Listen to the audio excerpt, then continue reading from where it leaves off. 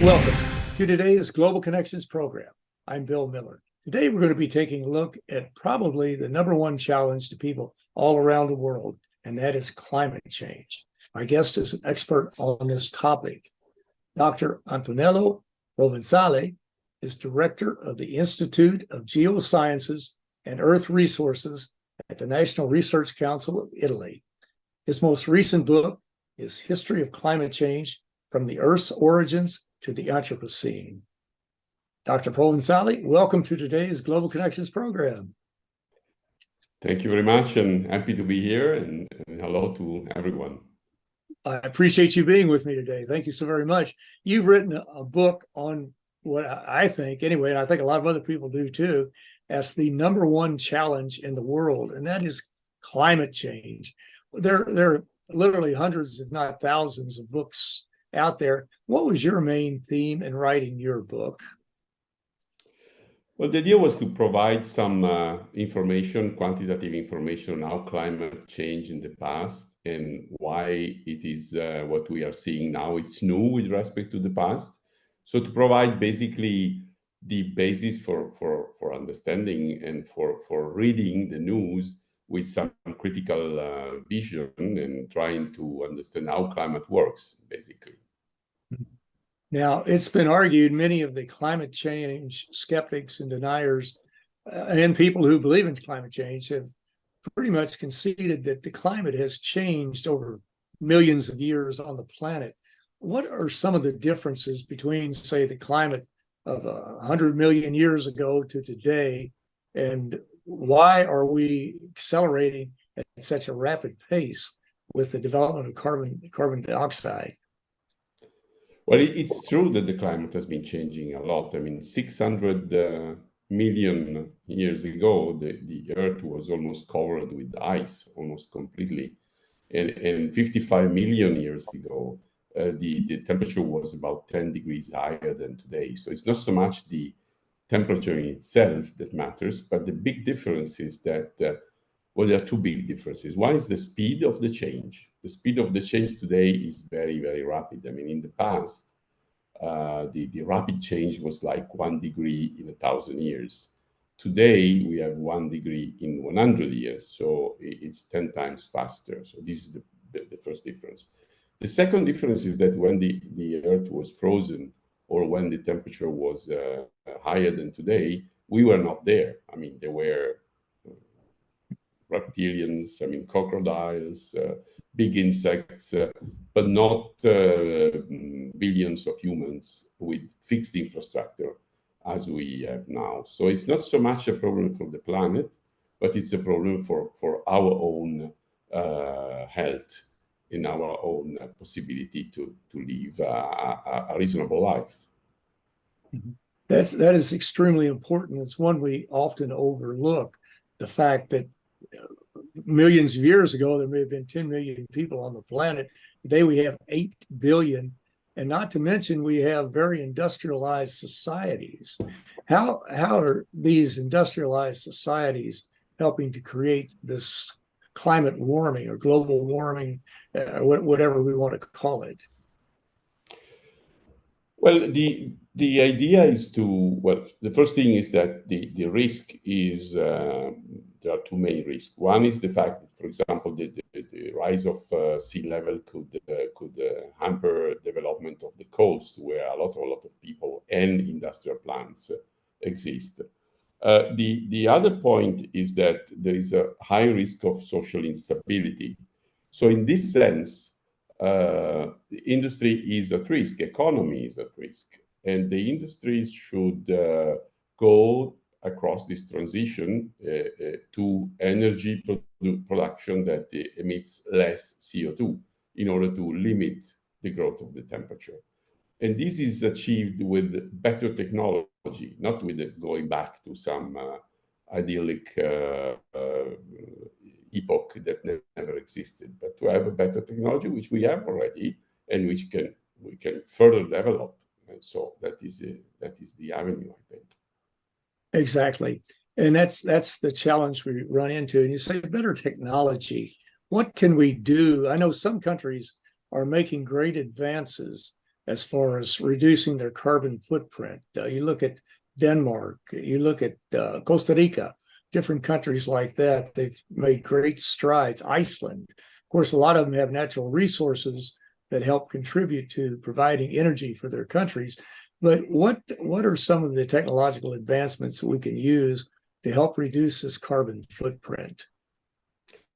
Well, there are, in general, renewable energies of various forms. It's just not one answer, but the solar, for example, is getting better and better.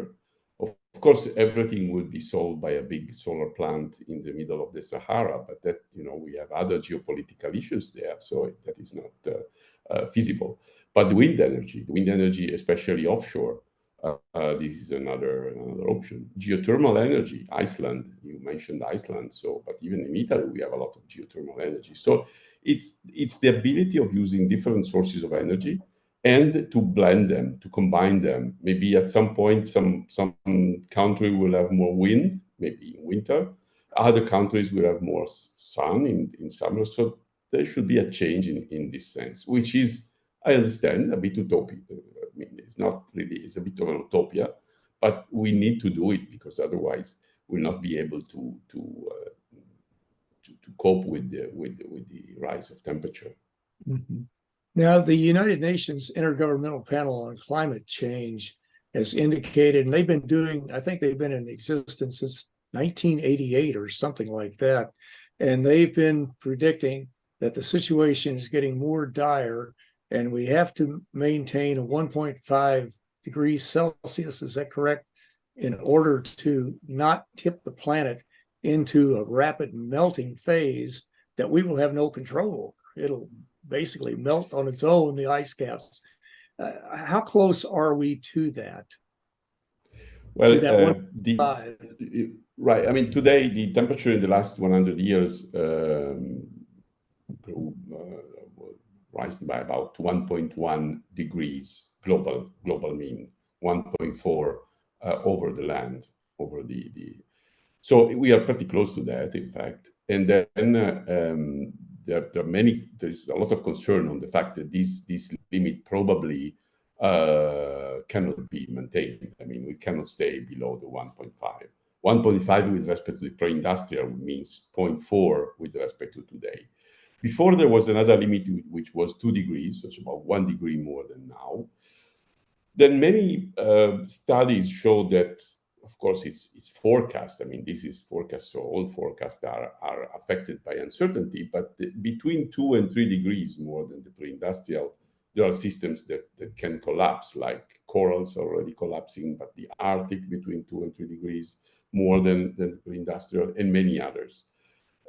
Small-scale fisheries at low latitude, and so on. So a big point is between 2 and 3 degrees. And then above that, what does it mean? I mean, above that, it doesn't mean that it will be the end of the world. It means that the cost of repairing the damage will be much, much higher than the cost of doing the energy production transition. That is also costly, but right now, apparently the damage costs less than doing the energy transition. But if the temperature continues to grow, and then the point is not so much the temperature, but the water cycle. I mean, floods, droughts, fires that come with after droughts, then it could become very costly. So it's a sort of a speed limit. Say, well, it's not that if you go twice the speed limit, it's automatic that you have an accident, but the chance of having an accident grows quite a lot. Mm-hmm. That's a very important point that you raised. Well, several very important points. And one in particular is that it's going to cost us so much more to deal with this problem in the future than if we deal with it now. And a lot of people are just ignoring it, saying, well, it'll be all right. We still have gasoline at $3 a gallon in the United States and most places, that type of thing, but it'll take care of itself. But really, these expenses are going to increase. And we've seen that through assistance to areas that have been hit by flooding, by desertification, by migrants, climate migrants who are fleeing because they can't live in their own countries. So it's going to become much more of a problem in the future, is it not? Absolutely. It's not so much the cost of the gasoline, which depends a lot on not only on the availability of oil, but also on the geopolitical, economic decisions. But it's really the cost of the damage. I mean, repairing the damages, and then droughts. For example, agriculture could collapse in some areas. All the basin of the Mediterranean is exposed more and more to droughts, and all Western United States, I mean, the Northwestern North America is exposed to droughts and fires. So the cost will be very large. There is also an interesting point: who is paying the energy transition, and who is paying the cost of not doing the energy transition. It's not the same people, no? Because the cost of the energy transition is shared in some way that we don't know yet between the producers and the consumers of the energy. Consumers, which are very often other industries.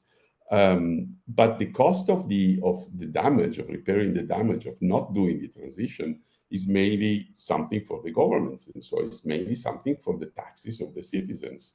So it's not the same groups. So there is also this aspect that is very important. Now, you mentioned migrations, and this is a very important point. I mean, already now there are many migrants. Some of them are already climatic migrants. Most of them are economic migrants or escaping from wars. But there is some forecast that if some areas, for example, of Africa, the agriculture will collapse, we could have in Europe millions of migrants, not like we have now, and same thing in Asia, same thing in America.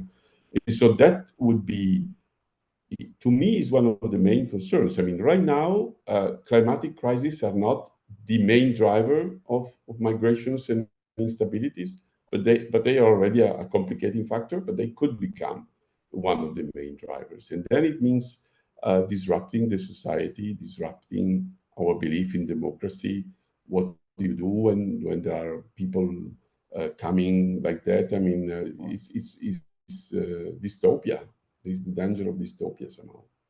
It certainly is. And we're going to come back in just a moment and talk about subsidies and the costs, and also talk about the climate migrants.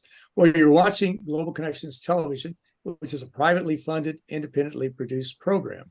The opinions expressed on Global Connections are solely those of the moderator and his guests. We'd invite our viewers to go to our website at www.globalconnectionstelevision.com to view previous programs.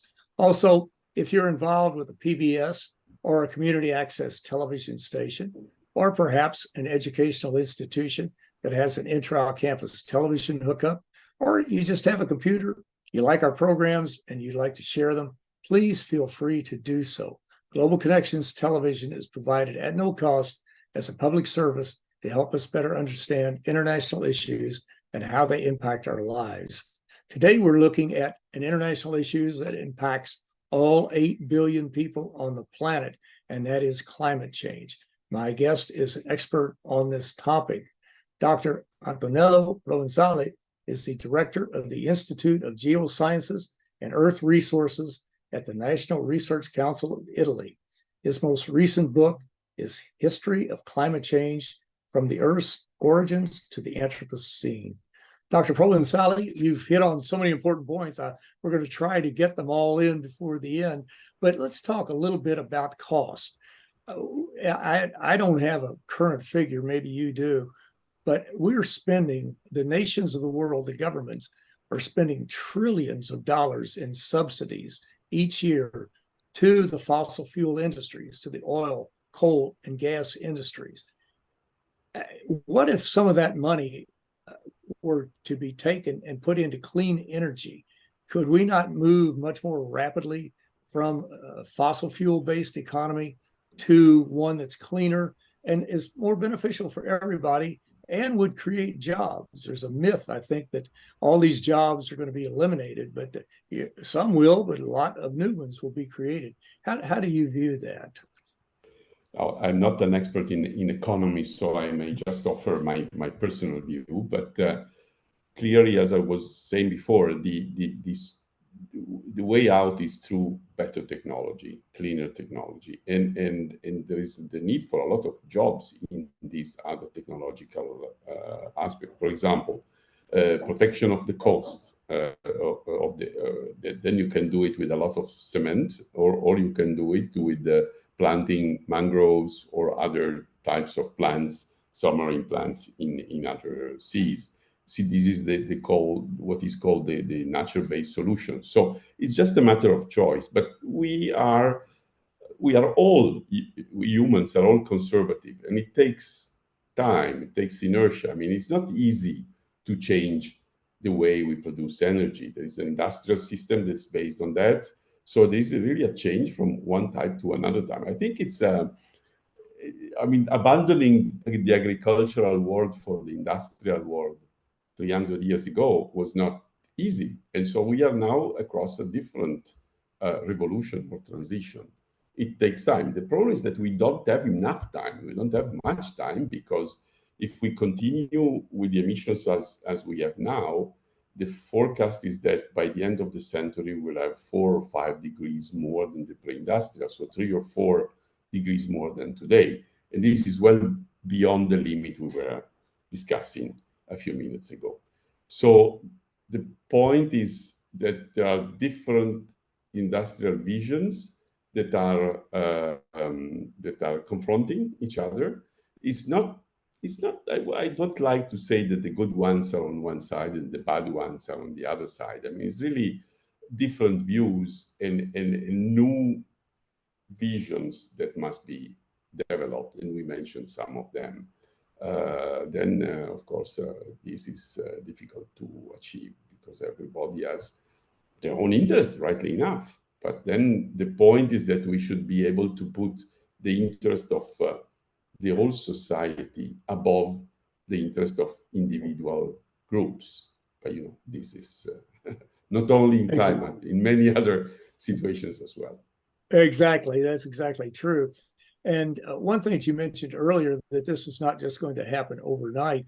And we're seeing it now, that there are places around the world. I know there are a couple of places in Iraq and other places where it's getting so hot in the summer that people simply cannot live there. They have to leave or die, one of the two. You just cannot survive. You can't breathe.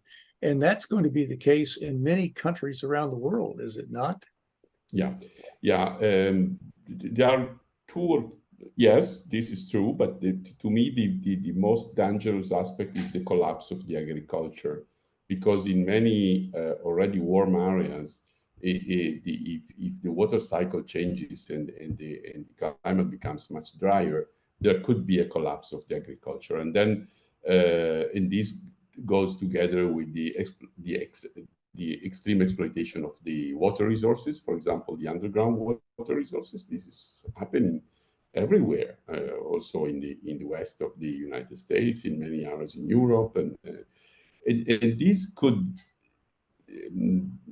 eliminate the possibility of living there, even more than the extreme heat, because the extreme heat takes place in very localized areas which are already very warm.